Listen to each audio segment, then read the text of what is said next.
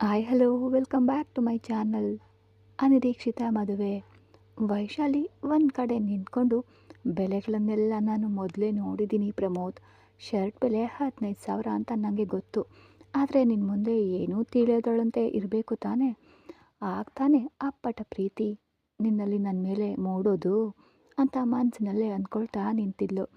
College ಹುಡುಗರಿಬ್ಬರು Pramod ಅವರನ್ನ ಶಾಪ್ನಲ್ಲಿ ನೋಡಿ, ಈಕೆ ಆರ್ಯನ್ ಲವರ್ ಅಲ್ವಾ, ಈ ಪ್ರಮೋದ್ ಜೊತೆ ಇದ್ದಾಳಲ್ಲ ಯಾಕೆ ಅಂತ ಅಂದ್ಕೊಂಡು ಆರ್ಯನ್ಗೆ ಕಾಲ್ ಮಾಡಿದ್ರು.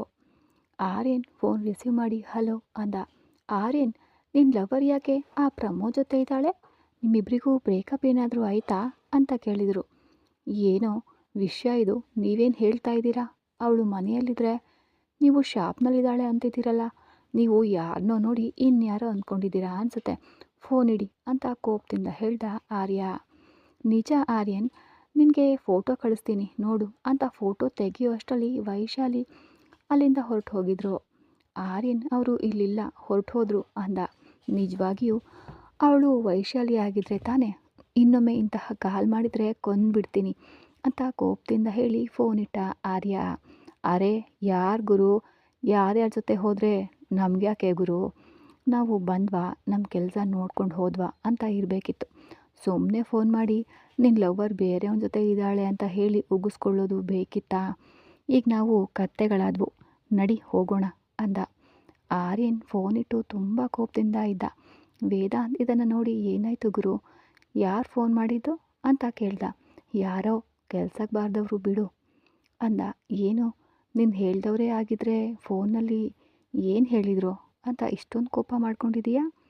ವೈಶು ಯಾವುದೋ ಶಾಪಿಂಗ್ ಮಾಲ್ನಲ್ಲಿ ಆ ಪ್ರಮೋದ್ ಜೊತೆ ಸೇರಿ ಇದ್ದಾಳಂತೆ. ಆ ವಿಷಯ ಹೇಳಲು ಕಾಲ್ ಮಾಡಿದರು. ಆದರೂ ಮನೆಯಲ್ಲಿ ಇರಬೇಕಾದ ವೈಶಾಲಿ ಈಗ ಶಾಪಿಂಗ್ ಮಾಲ್ನಲ್ಲಿ ಹೇಗಿರ್ತಾಳೆ ಹೇಳು ಅಂದ. ವೇದಾಂತ್, ಅವರು ಹೇಳಿದ್ದು ನಿಜವೇನೋ ಇರಬಹುದು ಕಣೋ ವೇದಾಂತ್ ಅಂತ ಕೋಪದಿಂದ ಕಿರ್ಚಾಡಿ. ಅಂದರೆ ವೈಶಾಲಿ ಪ್ರಮೋದ್ ಜೊತೆ ಶಾಪಿಂಗ್ ಹೋಗಿದ್ದಾಳೆ ಅಂತೀಯಾ ಅಂದ ಆರ್ಯ. ನಾನು ಕೂಡ ಈ ಮಧ್ಯೆ ಪ್ರಮೋದ್ ಜೊತೆ ಅವಳನ್ನು 2-3 ಬಾರಿ ನೋಡಿದ್ದೀನಿ ಆರ್ಯ. ನೀನು ಒಂದನ್ನು ಗಮನಿಸಿದೀಯಾ? ಮೊದಲಿನ ತರಹ ವೈಶಾಲಿ ನಿನ್ನ ಜೊತೆ ಇರ್ತಾ ಇಲ್ಲ, ಏನೋ ಒಂದು ನೆಪ ಹೇಳಿ ಪ್ರತಿದಿನ ಹೋಗ್ತಿದ್ದಾಳೆ ಅಂತ ಹೇಳ್ದ. ನೀವು ಏನೇ ಹೇಳಿದರೂ ವೈಶಾಲಿ ಆ ರೀತಿ ಮಾಡೋದಿಲ್ಲ ಅಂದ ಆರ್ಯ. ನಿನ್ನ ನಂಬಿಕೆ ನಿಜವಾಗ್ಲಿ, ಆದರೆ ಅದು ನಿಜವಲ್ಲ ಅನಿಸ್ತಿದೆ ಆರ್ಯನ್ ಅಂತ ವೇದಾಂತ್ ಹೇಳ್ದ. ವೇದಾಂತ್, ಸಾಕು ನಿಲ್ಲಿಸು ಅಂತ ಅಲ್ಲಿಂದ ಆರ್ಯನ್ ಎದ್ದು ಹೋಗ್ತಿದ್ದಾಗ, ಅವರು ಹೇಳಿದ್ರ ಬಗ್ಗೆಯೂ ಯೋಚಿಸು ಗೆಳೆಯ ಅಂತ ಅಲ್ಲಿದ್ದ ಹೊರಟು ಹೋದನು ವೇದಾಂತ್. ವೇದಾಂತ್ ಹೇಳಿದ ಕೂಡ ನಿಜಾನೇ ತಾನೇ. ವೈಶು ಈ ಮಧ್ಯೆ ನನ್ನೊಂದಿಗೆ ಮಾತನಾಡೋದು ತುಂಬ ಕಡಿಮೆ ಮಾಡಿದ್ದಾಳೆ. ಯಾಕೆ ವೈಶಾಲಿ ಈ ಮಧ್ಯೆ ಹೀಗೆ ಇರ್ತಿದ್ದಾಳೆ ಅಂತ ಕೇಳಿದರೆ ಏನೇನೋ ಕಾರಣಗಳನ್ನು ಹೇಳ್ತಾ ಇದ್ಲು. ಅಂದರೆ ಇವರೆಲ್ಲರೂ ಹೇಳ್ತಾ ಇರೋದು ನಿಜಾನಾ? ವೈಶು ನನ್ನನ್ನು ಬಿಟ್ಟು ಬೇರೆಯವನ ಜೊತೆ ಹೋಗ್ತಾ ಇದ್ದಾಳಾ ಅಂತ ತುಂಬ ಬೇಸರ ಆಯಿತು. ಆದರೆ ವೈಶಾಲಿ ಆ ರೀತಿ ಎಂದಿಗೂ ಮಾಡಲ್ಲ. ಈಗ ವೈಶುಗೆ ಫೋನ್ ಮಾಡಿ ಕೇಳಿದರೆ ನನ್ನನ್ನು ಅನುಮಾನಿಸ್ತಿದ್ದೀರಾ ಅಂತ ಸಂಕಟ ಪಡ್ತಾಳೆ ಅಂತ ಅಂದ್ಕೊಂಡು ಫೋನ್ ಮಾಡೋದು ಬೇಡ ಅಂತ ಅಂದ್ಕೊಂಡ. ವೈಶಾಲಿ ಇತ್ತ ಕಾರ್ನಲ್ಲಿ ಹೋಗ್ತಾ, ಪ್ರಮೋದ್ ಅವರೇ ಒಟ್ಟು ಎಷ್ಟಾಯಿತು ಅಂತ ಕೇಳಿದ್ಲು. ನಿಮಗೆ ಅದರ ಅಗತ್ಯ ಇಲ್ಲ ಬಿಡು ವೈಶಾಲಿ ಅಂದ ಪ್ರಮೋದ್. ಅದಲ್ಲ ಪ್ರಮೋದ್ ಅವರೇ, ಏನೋ ತಿಳಿಬೇಕು ಅಂತ ಕೇಳಿದೆ. ತಿಳಿಬೇಕಂದ್ರೆ ಇನ್ನೂ ತುಂಬ ಇವೆ, ಅವುಗಳನ್ನು ಕೇಳು. ಅಷ್ಟೇ ಹೊತ್ತು ಎಷ್ಟಾಯಿತು ಅಂತ ಕೇಳಬೇಡ ಅಂದ. ಹೇಳೋನಾಗಿದ್ರೆ ಎಷ್ಟು ಹೊತ್ತಿಗೆ ಸುಮ್ಮನೆ ಇರ್ತಿರ್ಲಿಲ್ಲ, ಹೇಳ್ತಾ ಇದ್ದ ಅಲ್ವಾ ಅಂತ ಅಂದ್ಕೊಂಡು, ಸರಿ ಪ್ರಮೋದ್ ನಿಮ್ಮಿಷ್ಟ ಅಂದ್ಲು. ಏನಾದರೂ ತಿಂದು ಹೋಗೋಣವಾ ವೈಶವ್ ಅಂತ ಕೇಳ್ದ. ನಿಮ್ಮಿಷ್ಟ, ತಿನ್ನೋಣ ಅಂದರೆ ತಿನ್ನೋಣ, ಇಲ್ಲದೇ ಇದ್ದರೆ ಹೋಗೋಣ ಅಂದ್ಲು. ಪ್ರಮೋದ್ ಒಂದು ರೆಸ್ಟೋರೆಂಟ್ ಮುಂದೆ ಕಾರ್ ನಿಲ್ಲಿಸಿ ತಿಂದು ಹೋಗೋಣ ಅಂತ ವೈಶಾಲಿ ಪ್ರಮೋದ್ ಪರಿಚಯವಾಗಿದ್ದು ಒಳ್ಳೆಯದೇ ಆಯಿತು. ನಾನು ಎಂದೂ ಹೋಗದ ಜಾಗಗಳಿಗೂ ಕರ್ಕೊಂಡು ಹೋಗ್ತಿದ್ದಾನೆ ಇವನು. ಎಷ್ಟು ದೊಡ್ಡ ಹೋಟೆಲ್, ಆರಿನ ಜೊತೆ ಶಾಪಿಂಗ್ಗೆ ಬಂದರೆ ಯಾವುದೋ ಒಂದು ಸಣ್ಣ ಶಾಪ್ಗೆ ಕರ್ಕೊಂಡು ಹೋಗಿ ಅಗ್ಗದ ತರಹದ ಡ್ರೆಸ್ಗಳನ್ನ ಕೊಡಿಸ್ತಾನೆ. ಆದರೆ ಆರ್ಯ ಸ್ವಲ್ಪ ಒಳ್ಳೆಯದು ತೊಗೋಬಹುದು ಅಲ್ವಾ, ಅಂದರೆ ನಮ್ಮ ಮದುವೆ ಆದಮೇಲೆ ನಿನಗೆ ಯಾವುದು ಇಷ್ಟನೋ ಅದನ್ನು ಕೊಂಡ್ಕೊಳ್ಬಹುದು ಬಿಡು ವೈಶು ಅಂತ ಹೇಳ್ತಿದ್ದ. ಇದೊಂದು ಅಲ್ಲ, ಯಾವುದೇ ಆದರೂ ಮದುವೆ ಆದಮೇಲೆ ಅಂತಾನೆ. ಏನು ಮದುವೆ ಆದಮೇಲೆಯೂ ಇದೇ ಜಾಬ್, ಇದೇ ಸ್ಯಾಲ್ರಿ ತಾನೆ, ಮತ್ತ್ಯಾಕೆ ಪ್ರತಿಯೊಂದಕ್ಕೂ ಮದುವೆ ಆದಮೇಲೆ ಅಂತಾನೆ. ಮದುವೆ ಆದಮೇಲೆ ಎಲ್ಲಿಂದ ಬರ್ತವೆ ಹಣ?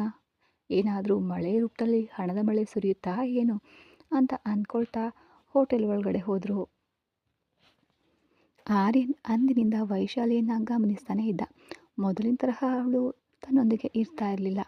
ಒಂದೊಂದು ಬಾರಿ ಕಾಲೇಜ್ಗೆ ಬಂದಿದ್ದಾಳೋ ಇಲ್ವೋ ಅನ್ನೋದು ಕೂಡ ತಿಳಿತಾ ಇರಲಿಲ್ಲ. ಪ್ರಮೋದ್ ಬರ್ತ್ಡೇ ದಿನ ವೈಶಾಲಿ ಪ್ರಮೋದ್ಗೆ ಐ ಲವ್ ಯು ಅಂತ ಹೇಳಿದ್ಲು. ಪ್ರಮೋದ್ ತಾನು ಕೂಡ ಪ್ರೀತಿಸ್ತಾ ಇರೋದಾಗಿ ಹೇಳ್ದ. ಇಬ್ಬರು ಅಂದಿನಿಂದ ಕ್ಲಾಸ್ಗಳಿಗೆ ಸರಿಯಾಗಿ ಹೋಗದೆ ಸಿನಿಮಾಗಳು, ಶಾಪಿಂಗು, ಹಾಗೆ ಹೀಗೆ ಅಂತ ತಿರುಗಾಟಗಳು ಸುತ್ತಾ ಇದ್ರು. ಹಾಗೆ ಸುತ್ತಾಡೋದು ಆರ್ಯನ್ ಕೂಡ ನೋಡ್ದ. ಒಂದಿನ ಹೀಗೆ ವೈಶಾಲಿ ಕ್ಲಾಸ್ಗೆ ಹೋಗ್ತಿದ್ದಾಗ ಆರ್ಯನ್ ವೈಶಾಲಿಯ ಕೈ ಹಿಡಿದು ಒಂದು ರೂಮ್ಗೆ ಕರ್ಕೊಂಡು ಹೋಗಿ, ವೈಶಾಲಿ ಯಾಕೆ ಹೀಗೆ ಮಾಡ್ತಿದೀಯಾ ಅಂತ ಕೇಳ್ದ. ಕೈ ಬಿಡು ಆರ್ಯನ್ ಅಂತ ಕೈ ಜಗ್ಗಿಕೊಂಡು, ನಾನೇನು ಮಾಡಿದೆ ಅಂದ್ಲು ವೈಶು. ನೀನೇನು ಮಾಡ್ತಾ ಇದೀಯೋ ನಿಂಗೆ ತಿಳಿತಾ ಇಲ್ವಾ ವೈಶು ಅಂದ ಆರ್ಯ. ನಾನೇನು ಮಾಡ್ತಿದ್ದೀನೋ ನನಗೆ ಚೆನ್ನಾಗಿ ಗೊತ್ತು ಅಂದ್ಲು ವೈಶು. ಅಂದರೆ ನೀನು ಮಾಡ್ತಾ ಇರೋದು ನಿನಗೆ ತಪ್ಪು ಅನ್ನಿಸ್ತಿಲ್ವಾ ಅಂತ ಕೇಳ್ದ. ವೈಶಾಲಿ ನಗ್ತಾ, ನಾನು ತಪ್ಪು ಮಾಡಿದ್ನಾ, ಏನು ತಪ್ಪು ಮಾಡಿದೆ ಅಂದ್ಲು. ವೈಶು, ನನಗೆ ಕೋಪ ತರಿಸ್ಬೇಡ. ನೀನು ಪ್ರಮೋದನ್ನು ಭೇಟಿಯಾಗೋದು ನನಗೆ ಇಷ್ಟ ಇಲ್ಲ. ಅದನ್ನು ಹೇಳಲು ನೀನು ಯಾರು? ನನಗೆ ಇಷ್ಟ ಬಂದವನ ಜೊತೆ ಸುತ್ತಾಡ್ತೀನಿ, ಕೇಳಲು ನೀನು ಯಾರು ಹೇಳು ಅಂತ ಕೋಪದಿಂದ ಅಂದ್ಲು ವೈಶು. ನಾನು ಯಾರ? ಇಷ್ಟು ದಿನ ನನ್ನ ಜೊತೆ ಇದ್ದಾಗ ನಿನಗೆ ತಿಳಿಲಿಲ್ವಾ ವೈಶು ನಾನು ಯಾರು ಅಂತ ಅಂತ ಕೇಳ್ದ ಆರ್ಯ. ಫ್ರೆಂಡ್ ಅಲ್ವಾ ಅಂತ ನಿನ್ನ ಜೊತೆ ಸುತ್ತದೆ. ಈಗ ಪ್ರಮೋದ್ ನನ್ನನ್ನು ಪ್ರೀತಿಸ್ತಾ ಇದ್ದಾನೆ ಅಂತ ಹೇಳಿದ್ದಾನೆ. ನಾನು ಕೂಡ ಪ್ರಮೋದನ್ನು ಪ್ರೀತಿಸ್ತಾ ಇದ್ದೀನಿ. ಅದಕ್ಕೆ ಪ್ರಮೋದ್ ಜೊತೆ ಹೋಗ್ತಿದ್ದೀನಿ. ಇದರಲ್ಲಿ ತಪ್ಪೇನಿದೆ ಅಂದ್ಲು. ಆ ಮಾತನ್ನು ಕೇಳಿದ ತಕ್ಷಣ ಆರ್ಯನ್ಗೆ ಏನು ಮಾತಾಡಬೇಕು ಅನ್ನೋದು ತಿಳಿದೆ ಅಲ್ಲಿದ್ದ ಚೇರ್ ಮೇಲೆ ಕುಳಿತುಕೊಂಡ. ವೇದಾಂತ್ಗೆ ಕೋಪ ಬಂದು, ಇಷ್ಟು ದಿನ ನಮ್ಮ ಆರ್ಯನನ್ನು ಪ್ರೀತಿಸಿ ಈಗ ಪ್ರಮೋದನ್ನು ಪ್ರೀತಿಸ್ತಿದ್ದೀನಿ ಅಂತ ಹೇಳಲು ನಿಮಗೆ ನಾಚಿಕೆ ಆಗೋದಿಲ್ವ ವೈಶಾಲಿ ಅಂದ. Shut up Vedant. ನಾನು ಆರ್ಯನನ್ನು ಪ್ರೀತಿಸಿದೆ ಅಂತ ಎಂದಾದರೂ ಹೇಳಿದ್ದೀನಾ ಕೇಳು? ಆದರೂ ನಿಮ್ಮೊಂದಿಗೆ ಫ್ರೆಂಡ್ಶಿಪ್ ಮಾಡಿದ್ದೇ ಹೆಚ್ಚು, ಇನ್ನು ಪ್ರೀತಿಸೋದು ಬೇರೆನಾ? 3 ವರ್ಷಗಳು ಆರ್ಯನ್ ಹಿಂದೆ ಸುತ್ತುತ್ತಾ ಈಗ ಪ್ರೀತಿಸಲಿಲ್ಲ ಅಂತ ಹೇಗೆ ಹೇಳಲು ಸಾಧ್ಯ ವೈಶಾಲಿ ಅಂತ ಮನೋಜ್ ಕೂಡ ಕೇಳ್ದ. ನಿಮಗೇನಾದರೂ ಹುಚ್ಚ ಮನೋಜ್? ನಾನು ಕಾಲೇಜ್ಗೆ ಹೊಸದಾಗಿ ಬಂದಾಗ ನೀವು ಪರಿಚಯ ಆದ್ರಿ, ಅದಕ್ಕೆ ನಿಮ್ಮೊಂದಿಗೆ ಫ್ರೆಂಡ್ಶಿಪ್ ಮಾಡಿದೆ. ಆರ್ಯ ನನ್ನೊಂದಿಗೆ ಸ್ವಲ್ಪ ಕ್ಲೋಸ್ ಆಗಿ ಇರ್ತಾ ಇದ್ದ, ಹಾಗಾಗಿ ಆರ್ಯನ ಜೊತೆ ಹೆಚ್ಚಾಗಿ ಇರ್ತಿದ್ದೆ ಅಷ್ಟೇ. ಅಷ್ಟಕ್ಕೆ ನಾನು ಎಂದೂ ಆರ್ಯನನ್ನು ಪ್ರೀತಿಸಲಿಲ್ಲ. ಆದರೂ ಆರ್ಯನ ಹತ್ರ ಏನಿದೆ ಅಂತ ಪ್ರೀತಿಸಬೇಕು? ಹೊರಗಡೆ ಹೋದರೆ ಏನಾದರೂ ಕೊಡಿಸಲು ಸಾಧ್ಯನಾ ಅವನಿಗೆ? ಇಲ್ಲ ತಾನೇ. ಎಂದಾದರೂ ಇಷ್ಟಪಟ್ಟು ಆರ್ಯ ನಂಗೆ ಅದು ಬೇಕು ಇದು ಬೇಕು ಅಂತ ಯಾವುದನ್ನಾದರೂ ತೋರಿಸಿ ಕೇಳಿದರೆ ಸಾಕು, ಮದುವೆ ಆದಮೇಲೆ ನಿನಗೆ ಬೇಕಾದವನ್ನೆಲ್ಲ ಕೊಂಡ್ಕೊಳ್ಬಹುದು ಅಂತಿದ್ದ. ನನಗೆ ಆರ್ಯ ಯಾಕೆ ಅನ್ನೋ ಹಾಗೆ ಗೊತ್ತಿಲ್ಲ, ಅರ್ಥ ಕೂಡ ಆಗ್ತಿಲ್ಲ. ಆದರೆ ಈಗ ಅರ್ಥ ಆಗ್ತಿದೆ. ಆರ್ಯನನ್ನು ಪ್ರೀತಿಸಿರಬಹುದು, ಆದರೆ ನಾನು ಆರ್ಯನನ್ನು ಖಂಡಿತ ಪ್ರೀತಿಸಲಿಲ್ಲ ಅಂತ ಗಟ್ಟಿಯಾಗಿ ಹೇಳಿದ್ಲು ವೈಶು. ಆರ್ಯನ್ ಕುಳಿತುಕೊಂಡು ಇದೆಲ್ಲವನ್ನ ಕೇಳ್ತಾ ಇದ್ದ. ಆದರೂ ಆರ್ಯನ ಹತ್ರ, ಬಿಡು, ಆರ್ಯನನ್ನ ಪ್ರೀತಿಸದೇ ಇದ್ಮೇಲೆ ಆರ್ಯನ ಹಿಂದೆ ಯಾಕೆ ಸುತ್ತಾ ಇದ್ದೆ? ಆರ್ಯನ ಜೊತೆ ಅಷ್ಟೊಂದು ಕ್ಲೋಸ್ ಆಗಿ ಯಾಕಿದ್ದೆ ಅಂತ ವೇದಾಂತ್ ಕೇಳ್ದ. ಅದೇ ತಾನೇ ನಾ ಮಾಡಿದ ತಪ್ಪು. ನಿಮ್ಮೊಂದಿಗೆ ಹೇಗಿದ್ನೋ ಆರ್ಯನ ಜೊತೆಯೂ ಹಾಗೆ ಇರಬೇಕಿತ್ತು. ಆಗ ಯಾವುದೇ ಗಲಾಟೆ ಇರ್ತಾ ಇರಲಿಲ್ಲ. ಆರ್ಯನನ್ನು ನನ್ನ ಬೆಸ್ಟ್ ಫ್ರೆಂಡ್ ಅಂದ್ಕೊಂಡು ಆರ್ಯನ ಜೊತೆ ಅಷ್ಟೊಂದು ಚಕ್ಕನದಿಂದ ಇದ್ದೆ. ಆದರೂ ನಾನು ಒಂದು ವೇಳೆ ಆರ್ಯನನ್ನು ಪ್ರೀತಿಸಿದ್ರೆ ನನಗಾಗಿ ಏನು ಮಾಡ್ತಾನೆ ಅವನು? ನನಗಾಗಿ ಬೇಕಾದವುಗಳನ್ನು ಕೊಡಿಸಲು ಸಾಧ್ಯನಾ? ಅಥವಾ ಕಾರ್ಗಳಲ್ಲಿ ತಿರುಗಿಸಲು ಸಾಧ್ಯನಾ? ಏನು ಮಾಡ್ತಾನೆ ಅಂತ ಪ್ರೀತಿಸ್ಬೇಕು ಅವನನ್ನು ಅಂದ್ಲು. ನಿಜವಾಗಿ ನಮ್ಮ ಆರ್ಯನ ಬಗ್ಗೆ ನಿನಗೆ ಏನು ಗೊತ್ತು? ಅವನು ಅಂದ್ಕೊಂಡ್ರೆ ಅಂತ ವೇದಾಂತ್ ಹೇಳಲು ಹೋಗ್ತಿದ್ದಾಗ, ವೇದಾಂತ್ ಅಂತ ಗಟ್ಟಿಯಾಗಿ ಕಿರ್ಚಿದ ಆರ್ಯನ್. ಯಾಕೆ ನಿಲ್ಲಿಸಲು ಹೇಳಿದೆ? ಇವಳು ಬಾಯಿಗೆ ಬಂದ ಹಾಗೆ ಮಾತನಾಡ್ತಿದ್ದಾಳೆ. ಇವಳು ಬಾಯಿ ಮುಚ್ಚಿಸ್ಬೇಕು ಅಂದರೆ ಆ ವಿಷಯ ಹೇಳಬೇಕು ತಾನೇ ಅಂದ ವೇದಾಂತ್. ಇವಳು ದುಡ್ಡಿಗೆ ಹೋಗೋವಳು ಅಂತ ಅರ್ಥ ಆಯಿತು ತಾನೇ. ಇನ್ನು ಇವಳನ್ನು ನಾನು ಹೇಗೆ ಪ್ರೀತಿಸ್ತೀನಿ? ನಡಿ ಹೋಗೋಣ ಅಂದ ಆರ್ಯನ್. ಅದಲ್ಲ ಗುರು, ಇಷ್ಟೊಂದು ಮೋಸ ಮಾಡಿದ ಇವಳನ್ನು ಸುಮ್ಮನೆ ಬಿಡಬೇಕಾ ಅಂದ ವೇದಾಂತ್. ಬಿಡದೆ ಏನೋ ಮಾಡ್ತೀಯಾ? ಕೊಲ್ತೀಯಾ ಅಂದ ಆರ್ಯನ್. ಎಷ್ಟು ಮೋಸ ಮಾಡಿದ್ಲು ಗುರು ಇವಳು. 3 ವರ್ಷ ನಮ್ಮೊಂದಿಗೆ ಎಷ್ಟು ಚೆನ್ನಾಗಿದ್ಲು. ಪ್ರಮೋದ ಹಣ ಇರುವವನು ಅಂತ ತಿಳಿತಾನೆ ಅವನ ಜೊತೆ ಸುತ್ತಲೂ ಶುರು ಮಾಡಿದ್ಲು. ಇಂತಹ ಮನುಷ್ಯರು ಕೂಡ ಇರ್ತಾರಾ ಅನ್ನೋದು ವೈಶಾಲ್ಯನ ನೋಡಿದ ಮೇಲೇ ಅರ್ಥ ಆಯಿತು ಅಂದ ವೇದಾಂತ್. ಅಂದಿನಿಂದ ಆರ್ಯನ್ ಮಾತನಾಡೋದನ್ನೇ ಬಿಟ್ಬಿಟ್ಟ. ಏನಾದರೂ ಅಗತ್ಯ ಇದ್ದರೆ ಮಾತ್ರ ಮಾತನಾಡ್ತಾ ಇದ್ದ. ಇಲ್ಲದೇ ಇದ್ದರೆ ಕುಡಿತಾ ವೈಶಾಲಿ ನೆನಪುಗಳನ್ನು ಮರೆಯಲು ಪ್ರಯತ್ನಿಸ್ತಾ ಇದ್ದ. ಆದರೆ ಹುಡುಗಿಯರನ್ನು ನೋಡಿದರೆ ವೈಶಾಲಿ ನೆನಪಿಗೆ ಬಂದು ಹುಡುಗಿಯರ ಮೇಲೆ ದ್ವೇಷವನ್ನು ಬೆಳೆಸ್ಕೊಂಡ ಆರ್ಯ. ಓದು ಮುಗಿತಾ ಇದ್ದಂಗೆ ಪ್ರಮೋದ್ ಜೊತೆ ವೈಶಾಲಿ ಹೊರಟು ಹೋದ್ಲು ಅಂತ ಆರ್ಯನ್ ಇನ್ನೂ ಕೋಪಿಷ್ಟನಾಗಿ ಬದಲಾದ.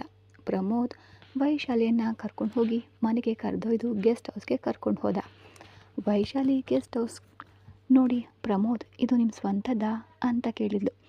ನಮ್ಮದೇ ಆದ ಕಾರಣಕ್ಕೆ ನಾನು ನಿನ್ನನ್ನು ಇಲ್ಲಿ ಕರ್ಕೊಂಡು ಬಂದೆ ವೈಶಾಲಿ.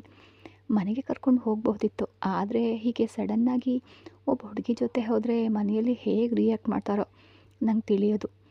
ಅದಕ್ಕೆ ನಿನ್ನನ್ನು ಇಲ್ಲಿಗೆ ಕರ್ಕೊಂಡು ಬಂದೆ ಅಂದ. ಪರವಾಗಿಲ್ಲ ಬಿಡು ಪ್ರಮೋದ್, ಇಲ್ಲಿ ನನಗೆ ಎಲ್ಲ ಚೆನ್ನಾಗೇ ಇದೆ.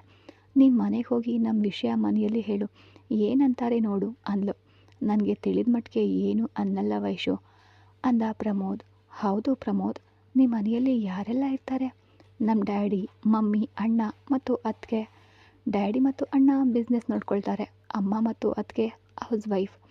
ಅತ್ತಿಗೆನ ಅಮ್ಮ ಮಗಳ ತರಹ ನೋಡ್ಕೊಳ್ತಾರೆ. ಹಾಗಾದರೆ ನಾನು ಒಂದು ಒಳ್ಳೆಯ ಕುಟುಂಬಕ್ಕೆ ಕಾಲಿಡ್ತಿದ್ದೀನಿ ಅಂತ ಯೋಚಿಸಿದ್ರೆ ಎಷ್ಟು ಆನಂದ ಆಗ್ತಿದೆ ಗೊತ್ತಾ ಪ್ರಮೋದ್ ಅಂದ್ಲು. ನನಗೂ ಕೂಡ ತುಂಬ ಆನಂದ ಆಗ್ತಿದೆ ವೈಶಾಲಿ. ಸರಿ, ನೀನು ಜಾಗ್ರತೆಯಾಗಿ ಇರು. ಅಡುಗೆಯಕ್ಕೆ ಸುಂದರಮ್ಮ ಇದ್ದಾಳೆ, ನಿನಗೆ ಏನು ಬೇಕೋ ಹೇಳಿ ಮಾಡಿಸ್ಕೊ. ನಾನು ಮತ್ತೆ ನಾಳೆ ಬೆಳಗ್ಗೆ ಬರ್ತೀನಿ ಅಂದ. ಅದೇನು ಪ್ರಮೋದ್, ರಾತ್ರಿಗೆ ಬರಲ್ವಾ ಅಂತ ಕೇಳಿದ್ಲು. ನೈಟ್ ಬರಬೇಕಂದ್ರೆ ಯಾರಿಗೂ ತಿಳಿದಂತೆ ಬರಬೇಕು ವೈಶಾಲಿ. ಅಲ್ಲಿಗೆ ಹೋಗಿ ನೋಡ್ತೀನಿ ಅಂದ. ಸರಿ, ನಿನಗಾಗಿ ವೆಯ್ಟ್ ಮಾಡ್ತಿರ್ತೀನಿ ಅಂತ ಹಗ್ ಮಾಡಿಕೊಂಡು ಪ್ರಮೋದ್ ಕೂಡ ಹಗ್ ಮಾಡಿಕೊಂಡು, ನನಗೆ ನಿನ್ನನ್ನು ಬಿಟ್ಟು ಹೋಗಲು ಇಷ್ಟ ಇಲ್ಲ, ಆದರೆ ಅದು ತಪ್ಪಲ್ಲ ತಾನೇ ಅಂತ ವೈಶಾಲಿ ಹಣೆ ಮೇಲೆ ಮುತ್ತಿಟ್ಟು ಸರಿ ಹೋಗಿ ಬರ್ತೀನಿ ಅಂತ ಹೇಳಿ ಹೊರಟ ಪ್ರಮೋದ್. ವೈಶಾಲಿ ಗೆಸ್ಟ್ ಹೌಸ್ ನೋಡ್ತಾ, ಇದೇ ಇಷ್ಟೊಂದು ದೊಡ್ಡದಾಗಿದ್ದರೆ ಇನ್ನು ಅವರಿರುವ ಮನೆ ಇನ್ನೆಷ್ಟು ದೊಡ್ಡದಾಗಿರುತ್ತೋ. ಕೆಲವು ದಿನಗಳು ಕಳೆದರೆ ಈ ಮನೆಯ ಸೊಸೆಯಾಗ್ತೀನಿ ಅಂತ ಆನಂದದಿಂದ ಅಂದ್ಕೊಳ್ತಾ ತನ್ನ ರೂಮಿನ ಬೆಡ್ ಮೇಲೆ ಕುಳಿತುಕೊಂಡು ಎಷ್ಟು ಮೆತ್ಕಿದೆಯೋ ಅಂತ ದಿಂಬಿನ ಮೇಲೆ ಮಲಗಿದ್ಲು.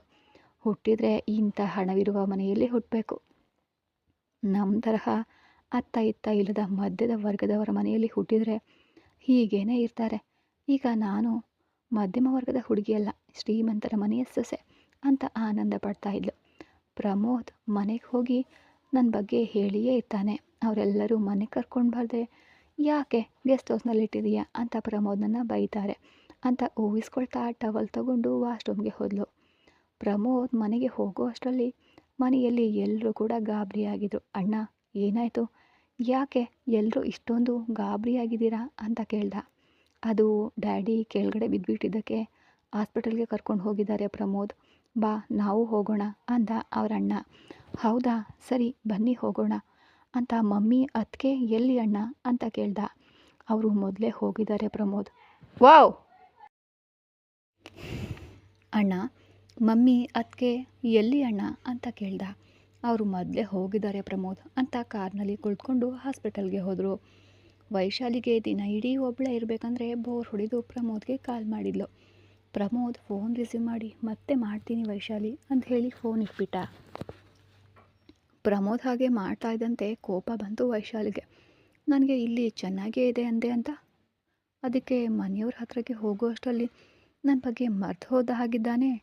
ಹೀಗೇನೆ ಬಿಟ್ಟರೆ ಇಲ್ಲಿ ಬರೋದು ಕೂಡ ನಿಲ್ಲಿಸ್ಬಿಡ್ತಾನೆ ಏನೋ, ಇವನನ್ನು ಬಿಡಬಾರ್ದು ಅಂತ ಮೆಸೇಜ್ ಮಾಡಿದ್ಲು. ಪ್ರಮೋದ್ ಬೆಳಗ್ಗೆಯಿಂದ ಒಬ್ಬಳೇ ಇದ್ದೀನಿ ತಾನೇ, ಬೋರ್ ಹೊಡಿತಿದೆ ಕಣೋ, ಬೇಗ ಬರಲ್ವಾ ಅಂತ ಮೆಸೇಜ್ ಕಳಿಸಿದ್ಲು. ಪ್ರಮೋದ್ ನೋಡಿ, ಸ್ವಲ್ಪ ಮನೆಯಲ್ಲಿ ಪ್ರಾಬ್ಲಮ್ ಆಗಿದೆ, ಈ ದಿನ ಬರಲು ಆಗಲ್ಲ ಅನಿಸುತ್ತೆ, ನೀನು ಮಲ್ಕೋ ಅಂದ. ನೀವೇನು ಹೇಳಬೇಕಾಗಿಲ್ಲ ಅಂತ ಮೆಸೇಜ್ ಮಾಡಿದ್ಲು ವೈಶಾಲಿ ಕೋಪನಾ ಅಂತ ಮತ್ತೆ ಮೆಸೇಜ್ ಕಳಿಸ್ತಾ ಪ್ರಮೋದ್, ನನಗೆ ಯಾಕೆ ಕೋಪ, ನೀವು ಬೇಗ ಬನ್ನಿ ಅಂತ ಮೆಸೇಜ್ ಮಾಡಿ ಕೆಳಗೆ ಹೋದ್ಲು. ಪ್ರಮೋದ್ ಅವರು ಡ್ಯಾಡಿಯನ್ನು ಮನೆಗೆ ಕರ್ಕೊಂಡು ಬಂದರು. ಸ್ವಲ್ಪ ಶುಗರ್ ಲೆವೆಲ್ ಕಡಿಮೆಯಾಗಿ ಕೆಳಗಡೆ ಬಿದ್ದಿದ್ರು ಅಂತ ಹೇಳಿ ಟ್ಯಾಬ್ಲೆಟ್ ಬರ್ಕೊಟ್ಟಿದ್ರು. ಎಲ್ಲರೂ ಸೇರಿ ಅವರನ್ನು ಮನೆಗೆ ಕರ್ಕೊಂಡು ಬಂದು ಪ್ರಮೋದ್ ಯೋಚಿಸ್ತಾ ಇರೋದನ್ನು ನೋಡಿ, ಏನಾಯಿತು ಪ್ರಮೋದ್ ಅಂತ ಕೇಳಿದ್ಲು ಅವರ ಅಮ್ಮ. ಏನೂ ಇಲ್ಲ ಮಮ್ಮಿ ಅಂದ. ತನ್ನ ರೂಮ್ಗೆ ಹೋಗಿ ವೈಶಾಲಿಗೆ ಕಾಲ್ ಮಾಡ್ದ. ವೈಶಾಲಿ ಫೋನ್ ರಿಸೀವ್ ಮಾಡಿ, ಏನಾಯ್ತು ಪ್ರಮೋದ್, ಮನೆಗೆ ಹೋಗ್ತಾನೆ ನನ್ನನ್ನೇ ಮರೆತು ಬಿಟ್ಯಾ ಅಂತ ಕೇಳಿದ್ಲು. ವೈಶಾಲಿ, ನಿನ್ನನ್ನು ಹೇಗೆ ಮರಿತೀನಿ ನಾನು? ಮನೆಗೆ ಬರೋ ಅಷ್ಟರಲ್ಲಿ ಡ್ಯಾಡಿಯನ್ನು ಹಾಸ್ಪಿಟಲ್ನಲ್ಲಿ ಜಾಯಿನ್ ಮಾಡಿದರು. ಯಾಕೆ ಪ್ರಮೋದ್ ಅಂತ ಕೇಳಿದ್ಲು ವೈಶು. ಶುಗರ್ ಲೆವೆಲ್ ಕಡಿಮೆಯಾಗಿ ಕೆಳಗಡೆ ಬಿದ್ರಂತೆ ಅಂದ. ಇನ್ನೂ ಒಳ್ಳೆಯದಾಯಿತು, ಹಾರ್ಟ್ ಅಟ್ಯಾಕ್ ಬಂದು ತೀರಿ ಹೋಗಲಿಲ್ವಲ್ಲ. ಹಾಗೇನಾದರೂ ಆಗಿದ್ರೆ ನಮ್ಮ ಮದುವೆ ನಿಂತು ಹೋಗ್ತಾ ಇತ್ತು. ಹಾಗೆ ಆಗದೇ ಇದ್ದಕ್ಕೆ ಸಂತೋಷವಾಗಿದೆ ಅಂತ ಮನಸ್ಸಿನಲ್ಲಿ ಅಂದ್ಕೊಳ್ತಾ, ಈಗ ಹೇಗಿದ್ದಾರೆ ಅಂತ ಕೇಳಿದ್ಲು. ಮನೆಗೆ ಕರ್ಕೊಂಡು ಬಂದವು, ಚೆನ್ನಾಗೇ ಇದ್ದಾರೆ. ಈ ಗಡಿಬಿಡಿಯಲ್ಲಿದ್ದು ನಿಮಗೆ ಕಾಲ್ ಮಾಡಲು ಆಗಲಿಲ್ಲ ಅಂತ ಪ್ರಮೋದ್. ಅರ್ಥ ಆಯಿತು ಪ್ರಮೋದ್, ನನಗೆ ಇಲ್ಲಿ ಏನೂ ತೋಚ್ತಿಲ್ಲ. ನೀನಿವತ್ತು ಬರಲು ಆಗಲ್ವಾ ಅಂತ ಕೇಳಿದ್ಲು. ಮನೆಯಲ್ಲಿ ಇಂತಹ ಪರಿಸ್ಥಿತಿ ಇರುವಾಗ ಹೇಗೆ ಬರಲಿ ಹೇಳು ಅಂದ. ನಾನೇನು ಬರಲೇಬೇಕು ಅಂತ ಹೇಳಲಿಲ್ಲ ತಾನೇ ಪ್ರಮೋದ್, ಬರಲು ಸಾಧ್ಯನಾ ಅಂತ ಕೇಳಿದೆ ಅಷ್ಟೇ ಅಂದ್ಲು. ಎಲ್ಲರೂ ಮಲಗಿದ ಮೇಲೆ ಬರಲು ನೋಡ್ತೀನಿ ವೈಶಾಲಿ, ನೀನು ಕಾಯ್ತಾ ಇರಬೇಡ, ಮಲ್ಕೋ ಅಂದ. ಸರಿ ಬಿಡು ಪ್ರಮೋದ್, ಲೈಫ್ ಅಂದರೆ ಸಾಧ್ಯವಾದರೆ ಬಾ ಅಂತ ಫೋನ್ ಇಟ್ಲು. ನನ್ನನ್ನು ನಂಬಿ ಬಂದಿದ್ದಾಳೆ ವೈಶಾಲಿ, ಅವಳಿಗೆ ಯಾವುದೇ ತೊಂದರೆ ಇಲ್ಲದಂತೆ ನೋಡ್ಕೊಳ್ಬೇಕು. ಮನೆಯಲ್ಲಿ ನಾಳೆ ಬೆಳಗ್ಗೆಯಾದರೂ ವೈಶಾಲಿ ಬಗ್ಗೆ ಹೇಳಬೇಕು. ಮನೆಯಲ್ಲಿ ಏನಾದರೂ ಅಂದರೆ ಆಗ ಏನು ಮಾಡಬೇಕು ಅಂತ ಯೋಚಿಸೋಣ ಅಂದ್ಕೊಂಡು ತನ್ನ ಮಮ್ಮಿ ಹತ್ರ ಹೋದ. ಪ್ರಮೋದ್ ಬಾ, ನಿಮ್ಮ ಡ್ಯಾಡಿಗೆ ಹಾಗೆ ಆಗೋ ಅಷ್ಟರಲ್ಲಿ ನೀನು ಯಾವಾಗ ಬಂದೆ ಅಂತ ಕೇಳಲು ಕೂಡ ಆಗಲಿಲ್ಲ. ಎಕ್ಸಾಮ್ ಯಾವಾಗ ಮುಗೀತು, ನೀನು ಬರ್ತಿರುವ ಬಗ್ಗೆ ಫೋನ್ ಕೂಡ ಮಾಡಿಲ್ಲ ಅಂದ್ಲು. ನಿಮ್ಮನ್ನು ಮನೆಗೆ ಬಂದು ಸರ್ಪ್ರೈಸ್ ಮಾಡೋಣ ಅಂತ ಫೋನ್ ಮಾಡಲಿಲ್ಲ ಮಮ್ಮಿ. ನಾನು ಮನೆಗೆ ಬರುವಷ್ಟರಲ್ಲಿ ಡ್ಯಾಡಿ ಹಾಸ್ಪಿಟಲ್ನಲ್ಲಿದ್ದಾರೆ ಅಂತ ತಿಳಿಯಿತು. ನೀನು ಆನಂದವಾಗಿ ಮನೆಗೆ ಬರುವಷ್ಟರಲ್ಲಿ ನಿಮ್ಮ ಡ್ಯಾಡಿಗೆ ಹೀಗಾಯಿತು ಅಂದರು ಅವರಮ್ಮ.